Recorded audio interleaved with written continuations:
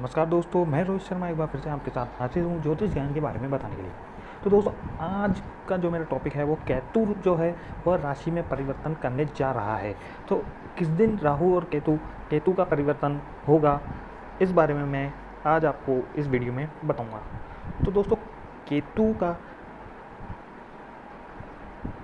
23 तारीख जो आ रही है, 23 सितंबर 2020 बुधवार को सुबह 7:38 पर धनु राशि से वृश्चिक राशि में गोचर होगा। इसके बाद केतु जो है 12 अप्रैल 2022 तक इसी राशि में रहेगा। केतु भी राहु की तरह वक्रित चाल अवस्था में रहता है। केतु का राशि परिवर्तन कुछ राशियों पर तो शुभ फल देता है, परंतु कुछ राशियों पर अशुभ फल डालेगा। तो चलिए दोस्तों, आपकी राशि पर केतु का परिवर्तन कैसा रहेगा, इस बारे में आगे पढ़ते हैं। तो प्रथम भाव, तो जिन व्यक्ति की जन्म कुंडलियों में केतु फर्स्ट हाउस प्रथम भाव के अंदर लगन में रहते हैं, उनके चेहरे पर अलग तरह की ही आभा रहती है। साथ ही उनमें तेज प्रभाव के द्वारा ऐसे लोग अपनी अलग पहचान बनाते हैं, किंतु संभव है चेहरे पर किसी तरह का निशान भी हो सकता है। ऐसे लोग विषम परिस्थितियों में भी अपना विकास कर लेते हैं। द्वितीय भाव, किसी भी व्यक्ति की जन्म कुंडली में यदि केतु लगन से दूसरे भाव में हो तो ऐसा व्यक्ति गुण विद्याओं का ज्ञाता होता है, किंतु कहीं ना कहीं धन के अभाव में उसे कठिनाइयों का भी सामना करना पड़ सकता है। ऐसे लोगों को आंख कान गले संबंधी रोग भी हो सकता है। आकस्मिक धन प्राप्ति की भी प्राप्ति हो सकती है। तीसरा हाउस, जिन व्यक्तियों की जन्म कुंडली में केतु लगन कुंडली से तीसरे भाव में बैठा हो, उनके लिए किसी वारदात से कम नहीं है। हमेशा उनके साहस एवं ऊर्जा की वृद्धि होगी। साथ ही निर्णय लेने में भी शीघ्र क्षमता प्राप्त होगी। व्यक्ति को स्वावलंबी, महत्वाकांक्षी और धन संकट वाला बनाएगी, और भाइयों से जो है मतभेद हो सकते हैं। चौथा भाव, जिन व्यक्तियों की कुंडली में चौथे भाव में अगर केतु बैठा हो तो उन्हें मानसिक अशांति होगी। वह माता पिता से भी दूर रखने की कोशिश में लगे रहते हैं। अपने कुशल नेतृत्व और गुरु ज्ञान के बल पर ऐसे लोग सराहनीय कार्य करते हैं और समाज में पद प्रतिष्ठा भी हासिल कर लेते हैं। साथ ही कार्य व्यापार में भी नए नए प्रयोगों का जन्म देने की प्रेरणा देते हैं। पांचवा हाउस, जिनकी जन्म कुंडली में केतु पांचवें भाव में स्थित हो, ऐसे लोगों में असाधारण सृजनात्मक शक्ति रहती है। व्यक्ति अंतर्मुखी हो सकता है और अपनी समस्याएं स्वतः ही सुलझाने में विश्वास रखता है। शिक्षा संबंधी प्रतियोगिता के क्षेत्र में भी ऐसे जातक अग्रणी रहते हैं। प्रेम संबंधों में भी उदासीनता रहेगी, किंतु नौकरी में बड़े पदों तक पहुंचने व मिलने की संभावना रहेगी। छठा हाउस, जिनकी जन्म कुंडली में केतु छठे भाव में बैठा हो, उन व्यक्तियों की शत्रु मंदरी होता है।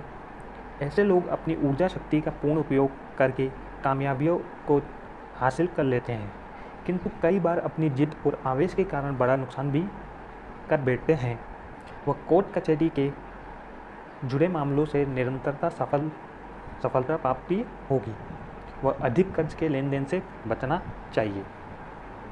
सातवां भाव, जिनकी जन्म कुंडली में केतु सातवें भाव में बैठा हो, ऐसे लोगों को दाम्पत्य जीवन में कठिनाइयों का सामना करना पड़ सकता है। उनमें आत्मा संयम की भी कमी रहती है, जिसका दुष्प्रभाव धीरे धीरे स्वास्थ्य पर भी देखा जा सकता है। उच्चधारी अधिकारियों से जो संबंध सहज कर रखना चाहिए, और अनुबंध पर हस्ताक्षर करने के समय पर भी निशर्तें एवं शर्तों को अच्छे से पढ़ना चाहिए।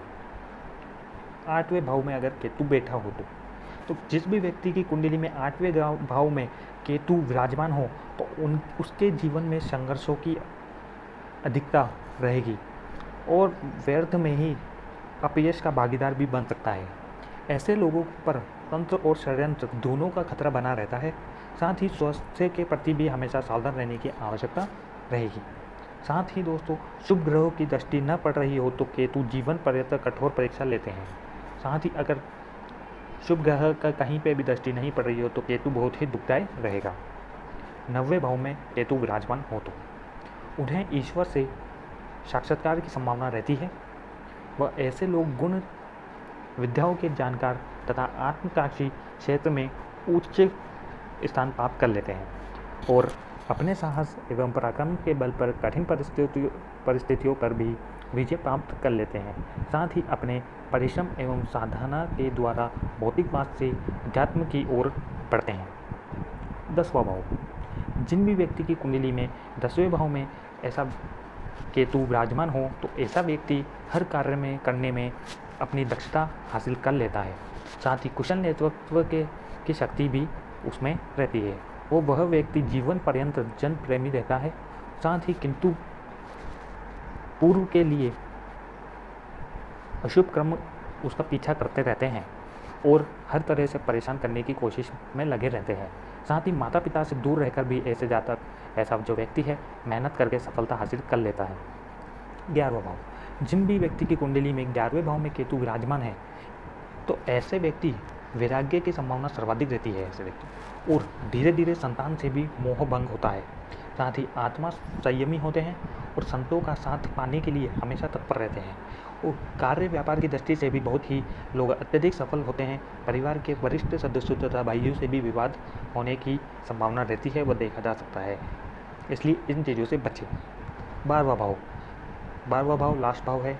12वें भाव के अंदर अगर केतु विराजमान है तो उसका मोक्ष पर अधिकार सिद्ध होगा और आपको धन संपत्ति उतनी ही मिलेगी जितने में आपका मान सम्मान बना रहे और घर परिवार चलता रहे, और आध्यात्मिक रूप से आप जीवन के सर्वोच्च शिखर तक पहुँचेंगे। अपने ही लोग नीचा दिखाने की कोशिश में लगे रहेंगे, परंतु जिसके फलस्वरूप धीरे धीरे आप वैराग्य बढ़ेंगे और अपनी कोशिश को कभी नहीं छोड़ें।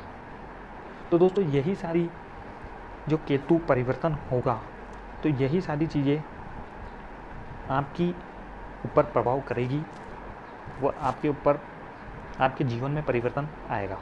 तो दोस्तों, इसी तरह से जो केतु का परिवर्तन है वह 23 सितंबर को होने जा रहा है।